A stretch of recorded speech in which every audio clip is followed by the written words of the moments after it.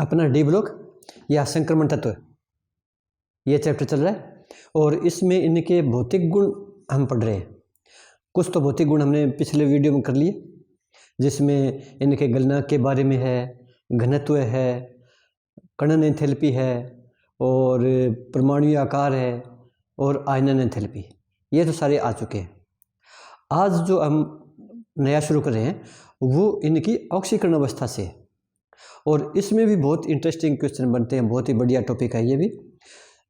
ऑक्सीकरण अवस्था विशेषता होती है इन संक्रमण तत्वों की कि ये भिन्न ऑक्सीकरण अवस्था प्रदर्शित करते हैं, एक से ज़्यादा प्रदर्शित करते हैं, जिसे परिवर्ती ऑक्सीकरण अवस्था भी कहते हैं। निश्चित नहीं है कि एक या दो ही करे, मैग्नीज तो 7 तक करता है। तो ये ऑक्सीकरण अवस्था इतनी प्रदर्शित क्यों करते हैं? तो पहले मैं जो अपना जो 3D जो श्रेणी है, पहली संक्रमण श्रृंखला, इसके बारे में ज़्यादा अध्ययन करेंगे इस चैप्टर में, बाकी का ज़्यादा जिक्र वर्णन नहीं है। तो उसमें इनका तत्व का जो प्रतीक है, इलेक्ट्रॉनिक विन्यास है, परमाणु क्रमांक है, वो सारा लिखूं। तो जब इलेक्ट्रॉनिक विन्यास देखेंगे तो हमें स्पष्ट पता लग जाएगा कि ये ज़्यादा ऑक्सीकरण अवस्था क्यों प्रदर्शित करते हैं। तो सबसे पहले हेडिंग डाल के और मैं इन तत्वों के इलेक्ट्रॉनिक विन्यास के बारे में लिख रहा हूँ, उसके बाद हम इस पर आएंगे।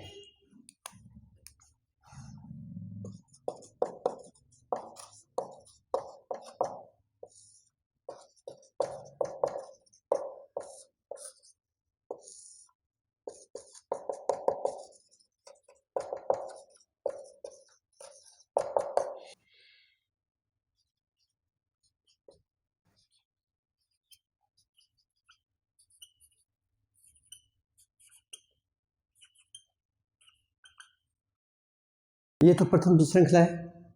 इनका परमाणु क्रमांक, इनका इलेक्ट्रॉनिक विन्यास, आर्गन तक तो 18 है। तो आर्गन वाला मैं लिख रहा, केवल डी और एस में कितने कितने वो लिख रहा हूँ। आर्गन तक तो इसमें है।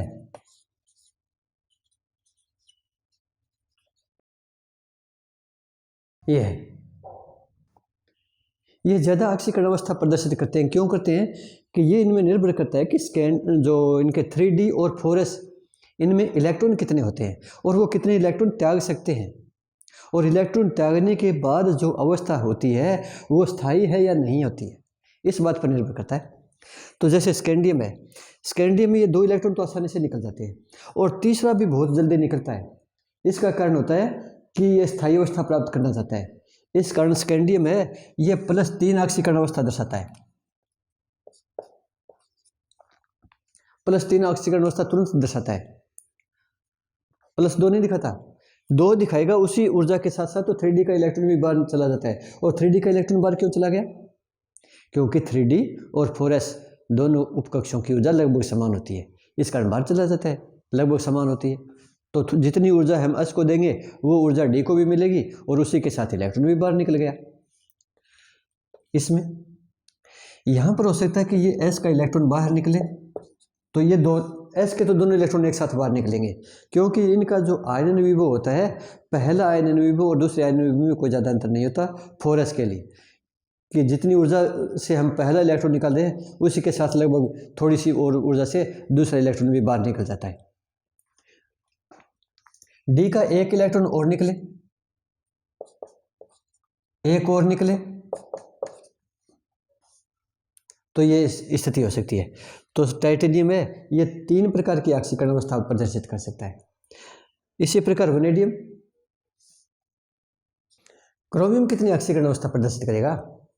इसी इलेक्ट्रॉनिक विन्यास के आधार पर।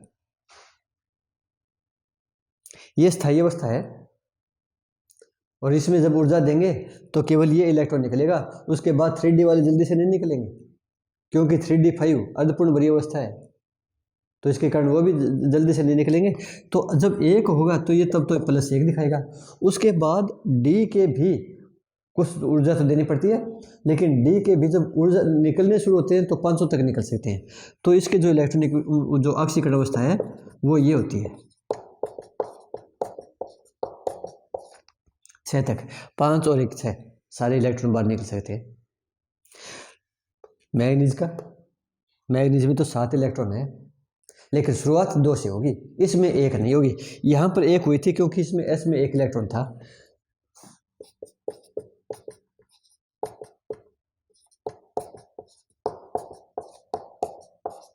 ये होती है। इसके बाद ये अधिकतम ऑक्सीकरण अवस्था है। इसके बाद ऑक्सीकरण अवस्था में वापस कमी आने लग जाती है। ऐसा क्यों होता है? ऐसा होता है कि 3D है, इसमें इलेक्ट्रॉनों का युग्मन शुरू हो जाता है, ये पेयर होना शुरू हो जाते हैं कि ये 3D है, मैग्नीशियम में 3D5 है, क्रोमियम में 3D5 है, और D जो सब सेल होता है उसमें 5 कक्षक होते हैं, ऑर्बिटल होते हैं। तो इनमें हर एक में 1-1 इलेक्ट्रॉन है, अर्धपूर्ण भरा है।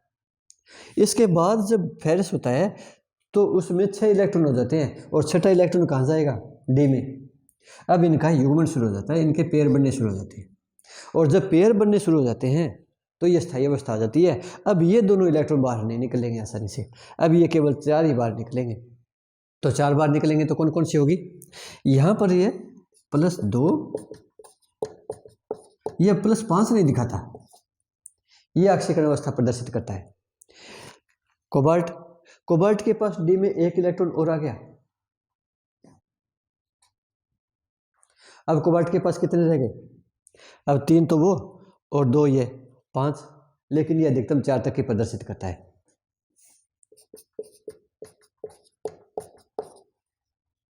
इसका भी एक कारण होता है। इसका कारण ये होता है कि जब 4 इलेक्ट्रॉन बाहर निकल जाते हैं तो उसका आकार बहुत छोटा हो जाता है, नाभिक का आकर्षण बढ़ जाता है, 500 इलेक्ट्रॉन निकालना फिर काफ़ी कठिन हो जाता है। इस कारण वो 5 प्रदर्शित नहीं करता। यही बात निकल की भी होती है।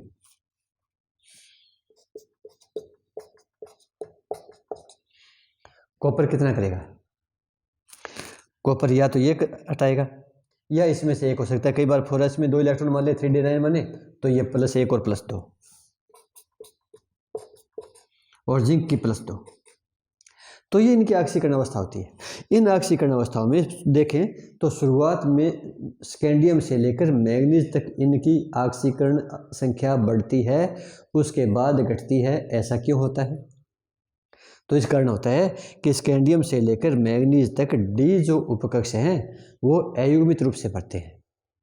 इस कारण इनकी ऑक्सीकरण अवस्था बढ़ती है एक बार, और उसके बाद उनका युग्मन होना शुरू हो जाता है, तो ये घटना शुरू हो जाता है। दूसरी बात कि ये इतने ज़्यादा प्रदर्शित क्यों करते हैं? इतनी ज़्यादा प्रदर्शित करा, इतनी क्यों करते हैं? उसका कारण भी थोड़ी देर पहले बताया था कि 3D और 4s इनकी ऊर्जा लगभग बराबर होती है। तो जहाँ पर भी आवश्यकता पड़ती है 4s के साथ साथ 3D इलेक्ट्रॉन भी बंध बनाने में भाग लेते हैं, तो इसके कारण ये ज़्यादा ऑक्सीकरण अवस्था प्रदर्शित करते हैं। न्यूनतम ऑक्सीकरण अवस्था कितनी है? न्यूनतम ऑक्सीकरण अवस्था केवल क्रोमियम और कॉपर, इन 2 को छोड़ दे, बाकी सब की न्यूनतम ऑक्सीकरण अवस्था +2 है। स्कैंडियम की नहीं है, बाकी सब की +2 है। तो न्यूनतम ऑक्सीकरण अवस्था इनकी +2 मानी जाती है। और ऐसे कौन से जो 2 तत्व हैं जिनकी ऑक्सीकरण अवस्था +1 है? अभी बताया क्रोमियम और कॉपर है। और ऐसा कौन सा तत्व है जिसकी ऑक्सीकरण अवस्था केवल +2 है? वो केवल ये जिंक होगा, इसकी एक ही ऑक्सीकरण अवस्था होगी और वो भी है +2। तो ये छोटे छोटे प्रश्न बनते हैं इसमें, ये ध्यान में रखने वाली बात होती है। मैं 2-4 लाइन भी लिख दूंगा इसी के आधार पर, तो उसके आधार पर आपके नोट्स भी बन जाएंगे और मुख्य चीज़ें जो है वो सारी इसके अंदर आ जाएंगी। ये शून्य ऑक्सीकरण अवस्था भी दर्शाते हैं, उस पर मैं बाद में आऊँगा। तो पहले तो इसका जो विश्लेषण है वो लिख रहा हूँ मैं।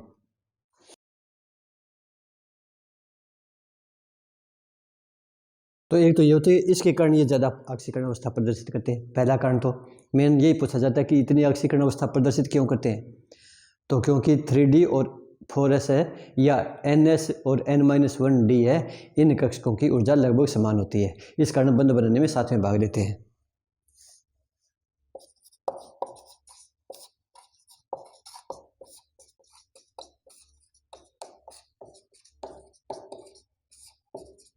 स्कैंडियम केवल +3 प्रदर्शित करता है, जिंक केवल +2 प्रदर्शित करता है, और +1 केवल क्रोमियम और कॉपर प्रदर्शित करते हैं।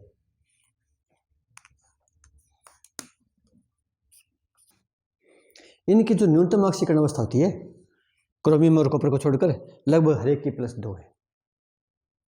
अब है इनकी ऑक्सीकरण अवस्था कहाँ से कहाँ तक बढ़ती है। तो इनकी ऑक्सीकरण अवस्था जो 3D है, पहली जो संक्रमण श्रृंखला है, उसमें स्कैंडियम से लेकर मैग्नीज तक बढ़ती है।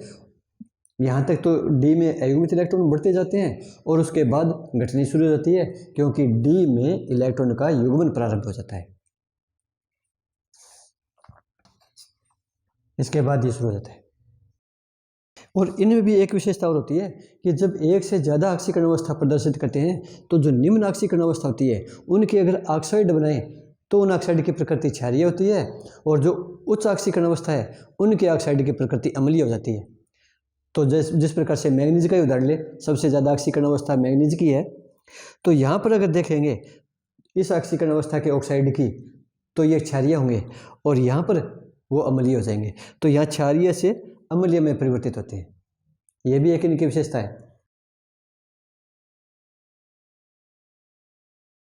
एक उदाहरण लेते हैं, जैसे MnO, ये ऑक्सीकरण अवस्था के बारे में थोड़े से गुण, एक दो इंपॉर्टेंट हो रह गए, बाकी उसको मैं भी लिख देता हूँ इसको हटाकर। तो ये सारी ऑक्सीकरण अवस्था समझने वाली बात है, कहीं पर भी रटना नहीं है, और सारा का सारा हमें उत्तर जो मिलेगा इनके इलेक्ट्रॉनिक विन्यास में मिल जाता है। इलेक्ट्रॉनिक विन्यास के आधार पर ये देखेंगे सारी चीज़ें आ जाती है। यहाँ पर हमने कोई अलग से बात नहीं की, इन्हीं का विश्लेषण करके लिखा है। तो ये तो आ गई इनकी ऑक्सीकरण अवस्था के बारे में।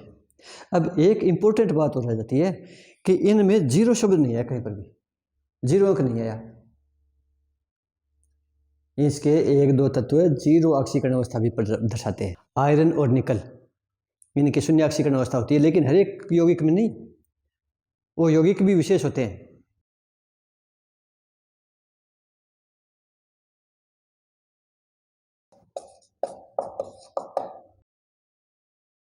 आयरन पेंटाकार्बोनिल, निकल टेट्राकार्बोनिल, इसमें आयरन की और निकल की शून्य ऑक्सीकरण अवस्था है।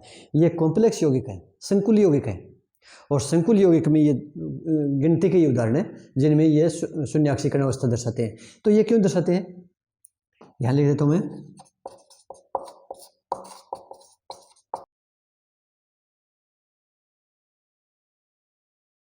तो ये शून्य ऑक्सीकरण अवस्था हर यौगिक में नहीं मिलती, हर संकुल यौगिक में नहीं मिलती, वो निर्भर करता है लिगेंड कौन सा है। इस धातु के साथ जो लिगेंड जुड़ा होता है उस लिगेंड पर निर्भर करता है, और ये होता है कि उस लिगेंड में सिग्मा बंध के अतिरिक्त पाईग्राही गुण भी होने चाहिए। सिग्मा बंध के अतिरिक्त पाईग्राही गुण भी होने चाहिए। ये क्या होता है, ये हम नेक्स्ट चैप्टर में पढ़ेंगे, उसमें पूरा डिटेल भी आएगा इसका, उसमें ज़्यादा पढ़ेंगे। यहाँ पर मैं केवल 2 लाइनें लिख रहा हूँ कि यहाँ पर ये शून्य ऑक्सीकरण अवस्था प्रदर्शित क्यों करते हैं।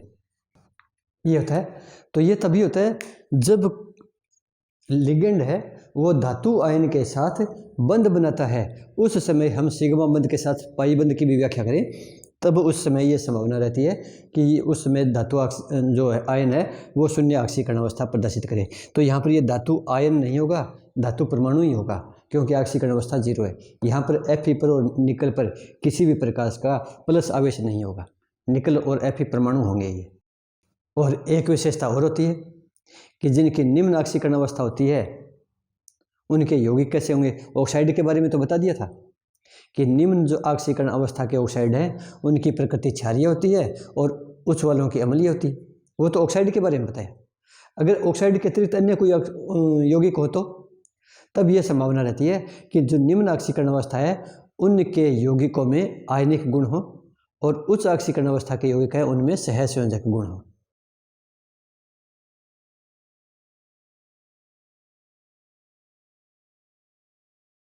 तो ये कुछ चीज़ें थी जिसमें हमें ऑक्सीकरण अवस्था के बारे में कुछ बातें पता चली, कुछ इलेक्ट्रॉनिक विन्यास के आधार पर पता चली, कुछ यौगिकों की प्रकृति के आधार पर पता चली। तो ये सारी बातें ध्यान में रखने वाली है। अब हम आते हैं अगले गुण पर, और अगला गुण होता है मानक इलेक्ट्रोड विभव। मानक इलेक्ट्रोड विभव के बारे में डिटेल में हम तीसरे चैप्टर में पढ़ चुके हैं। तो मानक इलेक्ट्रोड विभव 2 प्रकार का हो सकता है, या तो ऑक्सीकरण के आधार पर हो या अपचयन के आधार पर हो। तो उसको ऑक्सीकरण इलेक्ट्रोड विभव कहते हैं या अपचयन इलेक्ट्रोड विभव कहते हैं। लेकिन जो श्रेणी बनी होती है विद्युत रासायनिक श्रेणी, इलेक्ट्रोकेमिकल सीरीज जो होती है, उसमें एक ऊपर से लेकर नीचे तक एक निश्चित क्रम है जिसमें इनके अपचयन विभव के मान दिए हुए थे। आक्सीकरण विभव के अगर प्राप्त करने हैं तो जो उनका निशान है प्लस से माइनस कर देंगे, माइनस से प्लस कर देंगे। लेकिन जो विद्युत रासायनिक श्रेणी है उसमें जो मान हमें दिए होते हैं वो अपचयन विभव है। और अपचयन विभव का मतलब क्या हुआ कि उनके इलेक्ट्रोड है वो इलेक्ट्रॉन ग्रहण करके धन आयन को परमाणु में बदलते हैं, वो अपचयन विभव है। तो उस आधार पर सभी धातुओं की लगभग वो एक श्रेणी तैयार कर रखी है, जिसके आधार पर हमें काफ़ी अनुमान भी लगता है, काफ़ी पता भी चलता है। तो थोड़ा उसके बारे में थोड़ा सा हम पढ़ेंगे, ज़्यादा डिटेल भी नहीं है, ज़्यादा डिटेल तो तीसरे चैप्टर में आ चुकी है, उसमें पढ़ चुके हैं। तो अब है मानक इलेक्ट्रोड विभव M+2 से M, और M+2 से M हो तो आक्सीकरण होगा या अपचयन होगा?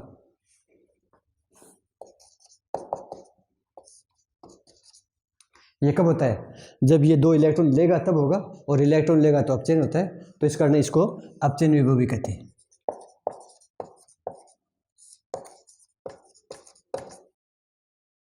कोई भी धातु है उसका विलयन कब बनता है? उसमें मुख्य रूप से 3 एंथैल्पी काम आती है। एक होती है ऊर्ध्वपातन एंथैल्पी, एक होती है आयनन एंथैल्पी, और एक होती है जलयोजन एंथैल्पी। वो 3 एंथैल्पी मिलकर कितनी ऊष्मा का निर्माण करते हैं या कितनी ऊष्मा का अवशोषण करते हैं, उस आधार पर ये अपचयन विभव है वो प्राप्त किया जाता है। जैसे एक धातु परमाणु है तो उससे जलयोजित आयन कैसे बनेंगे, उसमें क्या क्या एंथैल्पी का परिवर्तन होगा, कुल एंथैल्पी कितनी होगी, उसको समझते हैं पहले। तो यहाँ पर ये होता है कि अपचयन जो विभव होता है वो 3 कारकों पर निर्भर करता है। उसमें एंथैल्पी का भी मैं जिक्र करूँगा।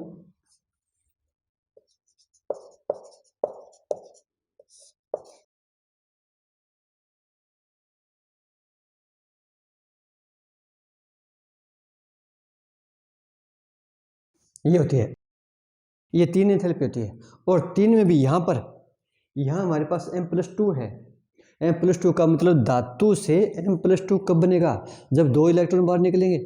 जब पहला इलेक्ट्रॉन निकलता है तो उसको प्रथम आयनन एंथैल्पी, और दूसरा निकलता है तो उसको दूसरी आयनन एंथैल्पी। तो यहाँ पर 2 आयनन एंथैल्पी है।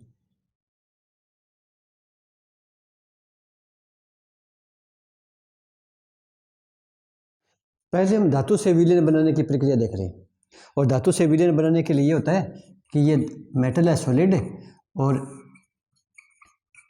इससे ये धातु आयन बनेंगे। कब बनेंगे? जब 2 इलेक्ट्रॉन मुक्त होंगे। ये बनाने में कितनी ऊष्मा मुक्त हो गई, यहाँ से यहाँ तक कितनी ऊष्मा मुक्त हो गई, इसको हम कहते हैं total enthalpy, delta T enthalpy. Total enthalpy में परिवर्तन, डेल्टा एच हो गया एंथैल्पी में परिवर्तन, और टी का मतलब कुल। तो अब यहाँ तो हमें कोई दिख नहीं रही, लेकिन इसमें एंथैल्पी कौन सी आती है? यहाँ से यहाँ तक आने में ये 3 एंथैल्पी काम आती है। और इसमें ये भी, ये कोई ठोस अवस्था में तो ऐसा नहीं बनेगा, ये एक्वस होगा, जलीय विलीन होगा, तभी ये बनेगा। क्या क्या होगा?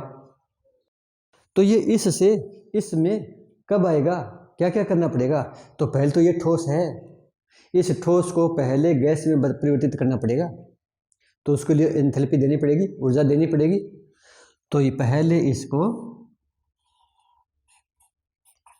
गैस में चेंज करेंगे।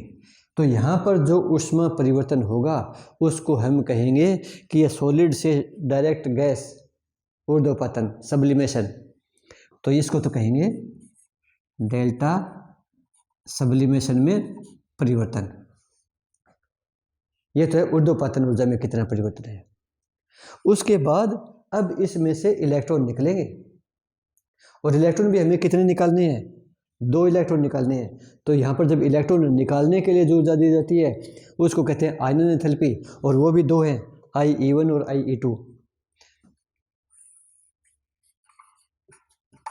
तो यहाँ पर है IE1 और IE2। तो इसको 2 बार ऊर्जा देनी पड़ी, तब जाकर ये 2 इलेक्ट्रॉन बारी बारी से निकलेंगे। मैंने यहाँ इकट्ठा लिख दिया इसको। अब इसका जलीय विलीन बनाएंगे, तो जब जल में ये घुलेगा तो ऊष्मा मुक्त होगी, अगर घुलेगा तो उसको कहते हैं जलयोजन एंथैल्पी। और इससे ये बनेगा और इसको ये हो जाएगा हाइड्रेशन। तो ये ऊष्मा परिवर्तन एंथैल्पी परिवर्तन निकालना चाहते हैं तो इसका मान किसके बराबर होगा? इन तीनों के योग के बराबर होगा, इन तीनों के योग के बराबर होगा। तो यहाँ पर ये कह सकते हैं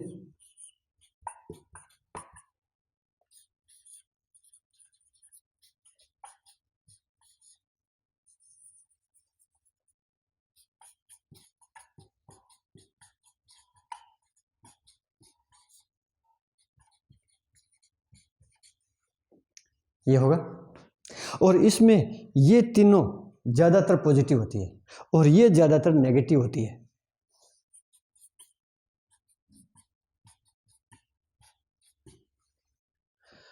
इससे संबंधित आपकी जो एनसीईआरटी की बुक है उसमें एक टेबल दे रखी है, उस टेबल से भी इसका मिलान कर सकते हो। तो उसमें टोटल एंथैल्पी का मान हम ज्ञात कर सकते हैं और इस के आधार पर इलेक्ट्रोड विभव का मान होता है, इसके आधार पर हम इलेक्ट्रोड विभव का मान ज्ञात करते हैं। तो जो इससे संबंधित जो आपकी जो टेबल है उसमें दिया हुआ है उसको से भी अध्ययन कर सकते हो। खैर इतना ज़्यादा डिटेल अपने इस टॉपिक में ज़्यादा नहीं है, इस कारण थोड़ा सा मैं समझा रहा हूँ तो इसमें आ जाता है। तो अब हमारे पास ये मान मुख्य आ गया, सारी बातें इस पर निर्भर करेगी। जिस भी ऑक्सीकरण अवस्था के लिए जो भी ऑक्सीकरण अवस्था यहाँ पर हमने +2 की निकाली, चाहे +3 की निकालें या +1 की निकालें, जो भी ऑक्सीकरण अवस्था निकालनी है उसके लिए डेल्टा एच का मान ज्ञात कर लें। और जिसके लिए डेल्टा एच का मान जितना कम होता है उस ऑक्सीकरण अवस्था का स्थायित्व विलयन में उतना ही अधिक होता है।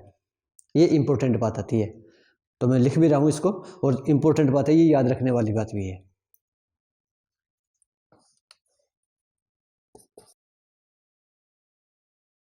तो इस बात पर निर्भर करता है कि इसका मान जितना कम हो, और कम का मतलब वो धनात्मक भी कम हो सकती है, जीरो भी हो सकती है, ऋणात्मक भी हो सकती है। तो ये जितना कम होगा उतना ही स्थायित्व होगा। तो अब इन ऊष्माओं के आधार पर एक इलेक्ट्रोड विभव की श्रेणी बना रखी है, अभी थोड़ी देर पहले दिखाई थी उसमें। तो उसमें जो संक्रमण श्रृंखला जो पहली संक्रमण श्रृंखला है उन तत्वों के इलेक्ट्रोड विभव के मान दिए हुए हैं, और वो देख भी सकते हो ये सारे के मान ऋणात्मक है, केवल एक को छोड़कर, कॉपर को छोड़कर। बाकी सभी के जो धातुओं के इलेक्ट्रोड विभव का मान है वो ऋणात्मक है। कौन से का? M+2 से M का।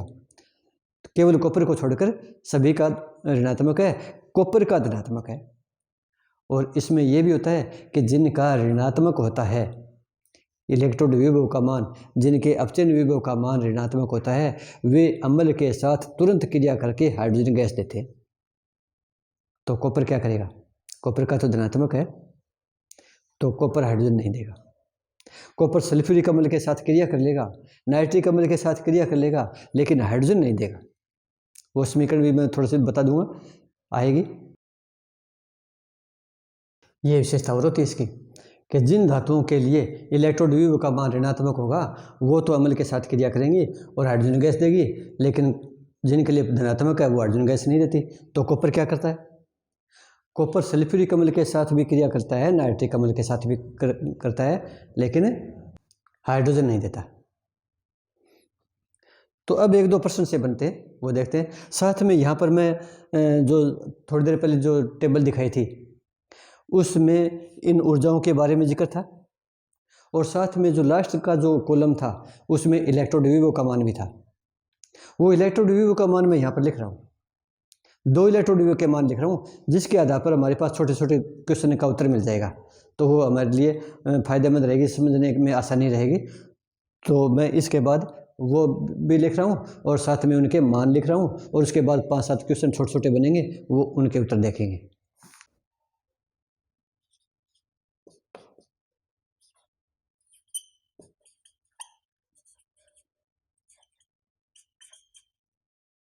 तो ये श्रेणी है अपने 3D, और उसमें M+2 से M के लिए इलेक्ट्रोड विभव के मान और M+3 से M+2, ये भी अपचयन है, ये भी अपचयन है।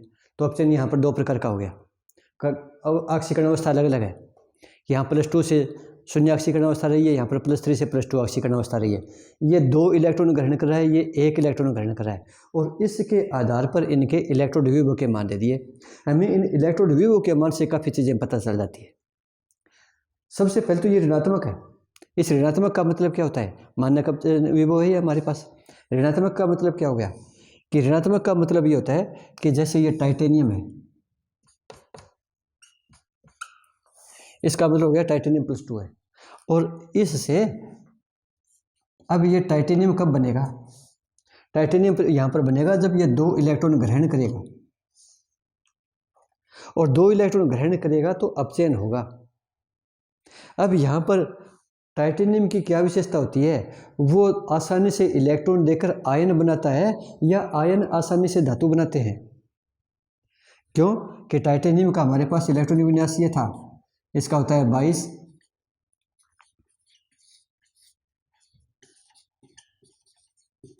ये होता है। तो ये तो 2 इलेक्ट्रॉन आसानी से त्याग करता है, ये तो तुरंत त्याग करेगा, और ये तुरंत त्याग करता है तो इसका तो ऑक्सीकरण आसानी से होता है, इसका तो ऑक्सीकरण जल्दी होगा। तो धातु आयन ये नहीं बनेंगे, इधर से इधर संभव है, ये तो आसानी से हो जाएगा, लेकिन ये आसानी से नहीं होगा। तो इसका मतलब क्या हो गया कि टाइटेनियम आयन से टाइटेनियम बनना काफ़ी कठिन है, ये अपचयन कठिन है। तो क्या पहचान हो गई? इसका मतलब हो गया कि जिसके अपचयन विभव का मान ऋणात्मक होता है उनका अपचयन कठिन है। जिनके इलेक्ट्रोड विभव है, ये मानक अपचयन विभव है, इनका मान ऋणात्मक होता है, उनका अपचयन कठिन होता है। ये तो यहाँ पर स्कैंडियम का लिखा नहीं है, स्कैंडियम का तो बहुत ज़्यादा ऋणात्मक है। क्यों? कि स्कैंडियम के तो 3 इलेक्ट्रॉन आसानी से त्याग करता है, वो तो फिर वापस लेता ही नहीं, वो स्थायी अवस्था आ जाती है उसकी, आर्गन वाली अक्रिय विन्यास प्राप्त कर लेता है, तो वो तो आसानी से इलेक्ट्रॉन लेता ही नहीं है, तो उसका अपचयन तो बहुत ही ज़्यादा कठिन है। उसके लिए ऋणात्मक मान और ज़्यादा होता है, वो लिखा ही नहीं है। टाइटेनियम का अपचयन अधिक होता है, ये इलेक्ट्रॉन आसानी से नहीं लेगा, ये थोड़ी सी आसानी से ले लेगा, ये कुछ और आसानी से ले लेगा, लेकिन यहाँ पर फिर बदल गया। तो एक क्रम देखें तो यहाँ से लेकर यहाँ तक कमी आ रही है, और यहाँ भी कमी आ रही है, तो ये मान अचानक ज़्यादा हो गया। एक प्रश्न तो ये आता है, जबकि ये मान इन दोनों के बीच का होना चाहिए था। जो ऊपर से जो ट्रेंड आ रहा है उसके अनुसार देखें तो ये मान 0.9 और 0.4 के बीच का होना चाहिए था, ताकि वो घटते क्रम में आ रहा है, और फिर और कम हो गया, और कम हो गया। यहाँ पर फिर ज़्यादा कमी नहीं आई, लेकिन यहाँ पर प्लस हो गया, एक ये आ गया और फिर एक ये आता है, तो इसका मान धनात्मक हो गया, इसका मान ऋणात्मक हो गया। तो इसमें ये 2-3 जो क्वेश्चन है वो बनते हैं।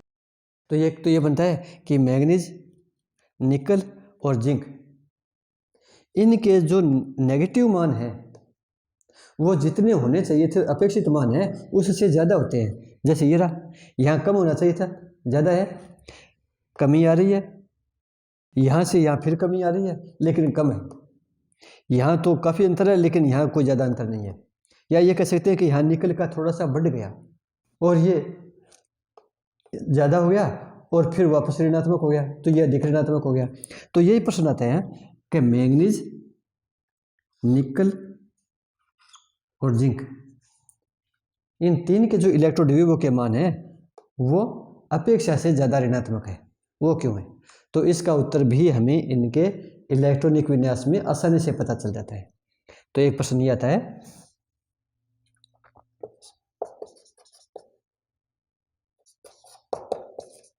क्यों कहेंगे तो प्रश्न बन जाएगा।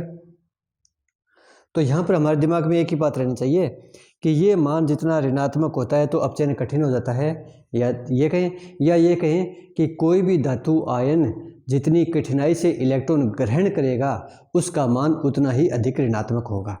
जो कठिनाई से इलेक्ट्रॉन ग्रहण करेगा उसका मान उतना ही अधिक ऋणात्मक होगा। तो कठिनाई से ग्रहण कौन करेगा? जो स्थायी अवस्था में है। स्थायी अवस्था कौन सी है? अर्धपूर्ण या पूर्ण बड़ी अवस्था। बस इसी के चारों तरफ आपके उत्तर घूमेंगे।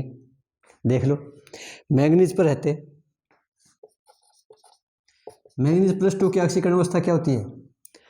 इसका जो एटॉमिक नंबर परमाणु क्रमांक है 25 होता है।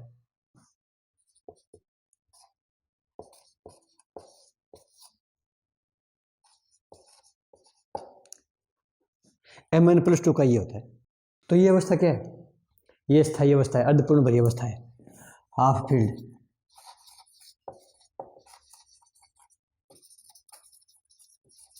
स्थायी अवस्था है, तो स्थायी अवस्था है तो उसको इलेक्ट्रॉन देना कठिन है। इलेक्ट्रॉन देना कठिन है, इसलिए इसका अपचयन भी कठिन है, तो इसलिए इसका मान अधिक ऋणात्मक हो गया। इसका होना तो चाहिए था 0.9 और 0.4 के बीच का, लेकिन इसकी अर्धपूर्ण भरी अवस्था होने के कारण ये इलेक्ट्रॉन आसानी से नहीं लेगा, इस कारण इसका मान अधिक ऋणात्मक हो गया।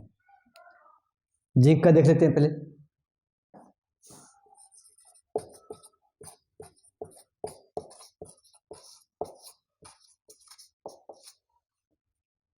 उत्तर आ गया,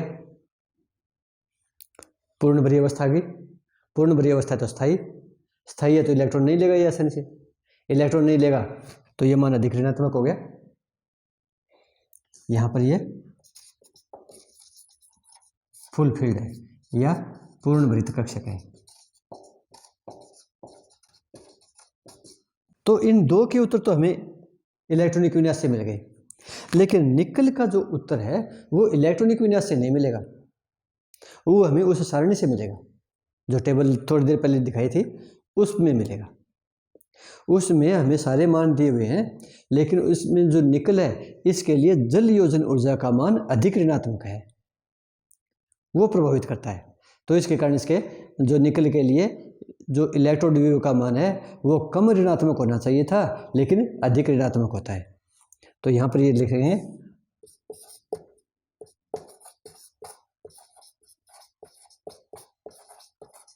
ये हमें उसमें मिलेगा जल योजन ऊर्जा में। तो यहाँ पर इलेक्ट्रॉनिक विन्यास इतना ज़्यादा प्रभावित नहीं करता, और इनमें दो स्पष्ट है, दिख रहा है। तो ये तो था M+2 से M, इसके लिए इलेक्ट्रोड विभव का मान क्या परिवर्तित होता है। अब हम दूसरी ऑक्सीडेशन स्टेट के लिए आ रहे हैं, इस ऑक्सीकरण अवस्था के लिए आ रहे हैं कि M+3 से M+2 हो तो क्या चेंज होगा। इसमें भी 2-3 क्वेश्चन बनेंगे, इसी कारण मैंने ये दोनों पहले ही लिख दिया ताकि बोर्ड पर समझाने में आसानी रहे। +3 से +2 है तो यहाँ ये धातु आयन है, ये एक इलेक्ट्रॉन ले रहा है, और एक इलेक्ट्रॉन लेगा तो खुद का अपचयन होगा, और खुद का अपचयन तो अगले का ऑक्सीकरण करेगा। तो यहाँ पर ये इनकी ऑक्सीकरण क्षमता कह सकते हैं। तो ये मैग्नीज की ऑक्सीकरण क्षमता सबसे ज़्यादा है, और इधर ये इन सब की भी धनात्मक है, ज़्यादा है। इसका मतलब क्या हो गया? इसका मतलब हो गया कि ये जो है ये M+3 से M+2 आसानी से बना देंगे, इनका अपचयन आसानी से हो जाएगा। ये कहें या ये कहें कि अगले का ये ऑक्सीकरण जल्दी कर देंगे। तो मैग्नीज की स्थिति ये क्यों होती है? यहाँ पर ये लिख सकते हैं प्रश्न अधिक पॉजिटिव क्यों है। तो थोड़ी देर पहले बताया था, सारे का सारा उत्तर हमें या तो इसके इलेक्ट्रॉनिक विन्यास में मिल जाएगा या इनके परमाणु आकार में कहीं मिल जाएगा। मैग्नीज का होता है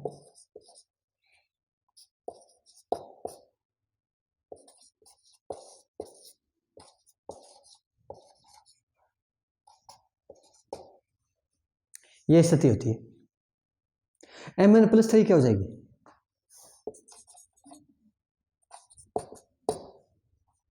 तो इसमें से 3 इलेक्ट्रॉन बाहर निकलेंगे, कौन कौन से? 2 इसमें से, 1 इसमें से, तो इसका इलेक्ट्रॉनिक विन्यास रह जाता है 3d4। 3d4 है, लेकिन ये तो अनस्टेबल है, अस्थायी अवस्था है। लेकिन अगर ये Mn+2 में बने तो वो बन जाता है 3d5, और ये स्टेबल है। अगर ये 1 इलेक्ट्रॉन ले ले तो ये बना देगा, 1 इलेक्ट्रॉन लेगा तो ये बनेगा, और इलेक्ट्रॉन विन्यास ये हो जाएगा, तो ये स्थायी हो गया। तो ये स्थायित्व प्राप्त करने के लिए 1 इलेक्ट्रॉन को आसानी से ले लेगा, और 1 इलेक्ट्रॉन को आसानी से ले लेगा तो खुद का अपचयन आसानी से हो जाएगा, तो अगले का ऑक्सीकरण आसानी से करेगा। तो ये जिसके साथ विक्रिया करेगा उसको ऑक्सीकृत करेगा, या ये कहेंगे कि इसकी ऑक्सीकरण क्षमता ज़्यादा आ जाएगी।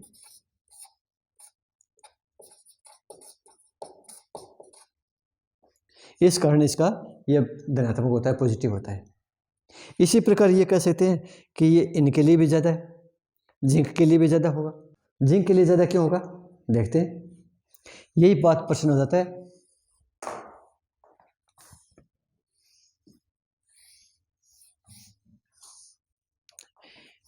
यही प्रश्न हो जाता है जिंक के लिए, और वही उत्तर यहाँ पर मिलेगा। जिंक का परमाणु क्रमांक होता है 30, इलेक्ट्रॉनिक विन्यास होता है, इसका बार वाले लिख रहा हूं मैं,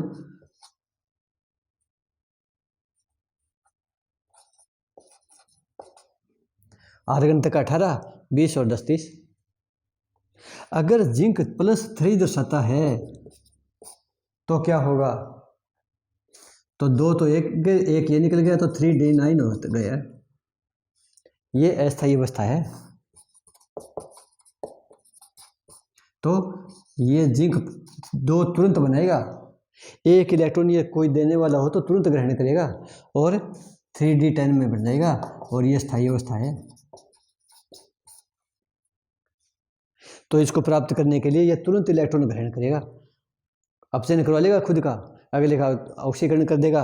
और ये यहाँ पर ये क्या था कि जिसका अपचयन ज़्यादा होता है, जो इलेक्ट्रॉन आसानी से नहीं लेता वो ऋणात्मक मान थे, और जो इलेक्ट्रॉन आसानी से लेगा वो धनात्मक आ जाएगा, और आसानी से नहीं लेता तो ऋणात्मक थे। तो इसलिए इनके इलेक्ट्रॉनिक विन्यास का मान, ये स्थायित्व प्राप्त करने के लिए, और इसके इलेक्ट्रॉन द्विविभव का मान ये कौन सा +3 से +2 के लिए ये धनात्मक होता है। वैनेडियम में देखते हैं, वैनेडियम का भी कुछ अपेक्षाकृत नेगेटिव मान कम है, जितना होना चाहिए नेगेटिव उतना नहीं है। वैनेडियम ये रहा, इसका मान 0.3 से 1.41 के बीच का होना चाहिए था, लेकिन इसका 0.37 से भी कम है। एक प्रश्न यहाँ पर भी बनता है।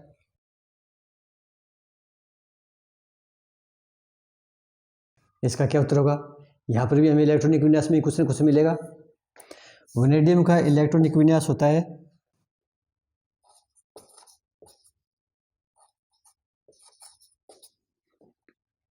ये होता है,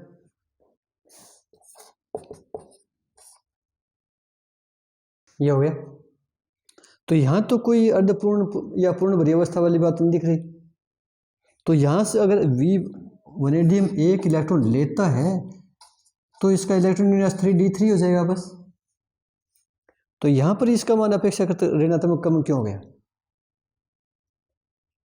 कम ऋणात्मक का मतलब है कि ये कुछ आसानी से इलेक्ट्रॉन लेगा, तो ये भी अस्थायी है, ये भी अस्थायी है, तो कैसे हुआ? ये अस्थायी तो है, लेकिन ये भी अपने अगले चैप्टर में आएगा, अगले चैप्टर में पढ़ेंगे।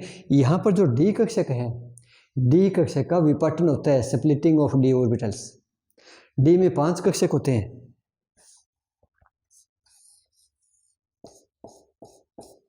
इनका विपाटन होता है, 2 की ऊर्जा ज़्यादा हो जाती है, 3 की ऊर्जा कम हो जाती है, इन्हें T2G कहते हैं, इन्हें EG कहते हैं। और इनमें भी जब ये इलेक्ट्रॉन है तो ये नीचे रहेंगे, तो ये कम ऊर्जा के होंगे, तो ये स्थायी अवस्था आ गई कुछ न कुछ। इसकी तुलना में ये ज़्यादा स्थायी हो गया, इसकी तुलना में ये ज़्यादा स्थायी हो गया, क्योंकि यहाँ पर ये तीनों अनपेयर्ड इलेक्ट्रॉन के रूप में हो गई। ये नीचे वाला T2G ये हाफ फील्ड हो गया, इसके कारण इसका मान अपेक्षा से कम ऋणात्मक होता है। इसका मान होना तो सही था 0.3 से 0.4 के बीच का, लेकिन ये 0.3 से भी कम हो जाता है। बाकी के मान, इनके मान अधिक धनात्मक क्यों होते हैं? यहाँ पर आकर यह बात हो जाती है कि इनमें से जब 3-3 इलेक्ट्रॉन हटेंगे, 3-3 इलेक्ट्रॉन हटेंगे तो नाभिक का आकर्षण बहुत बढ़ जाता है, और नाभिक का आकर्षण बढ़ने के कारण परमाणु आकार छोटा हो गया। अब इसमें इलेक्ट्रॉन जो भी नज़दीक आएगा, नाभिक का आकर्षण ज़्यादा है, वो तेज़ी से उसको ग्रहण कर लेगा। इस कारण ये इलेक्ट्रॉन आसानी से ग्रहण कर लेंगे, इस कारण इनके जो ये इलेक्ट्रॉन विभव है इसका मान धनात्मक हो जाता है। तो ये आज का अपना इलेक्ट्रॉन विभव से संबंधित पूरा हो गया। तो आज के जो टॉपिक थे दोनों ही बहुत ही इंपॉर्टेंट है, और दोनों का जो उत्तर है वो हमें इनके इलेक्ट्रॉनिक विन्यास या इन सारणी के बिना समझ में नहीं आएगा। वो पूरा क्लियर अगर करना है तो ये जो टेबल है इनका इलेक्ट्रॉनिक विन्यास है वो हमारे सामने होना चाहिए, तब हम एक एक चीज़ को हम उसको क्लैरिफाई करते जा सकते हैं और पूरा समझ में आ जाएगा। इसके बाद आगे अगले वीडियो में आक्सीकरण अवस्था से संबंधित कुछ हो रहेगा कि जो उच्चतम आक्सीकरण अवस्था होती है वो किसकी स्थायी होती है। रंगीन यौगिक के देखेंगे, चुंबकीय प्रवृत्ति भी देखेंगे, 2-4 गुण बाकी और बचे हुए हैं फिजिकल प्रॉपर्टीज़ के, वो अगले वीडियो में लेंगे। आज का इतना ही रखेंगे।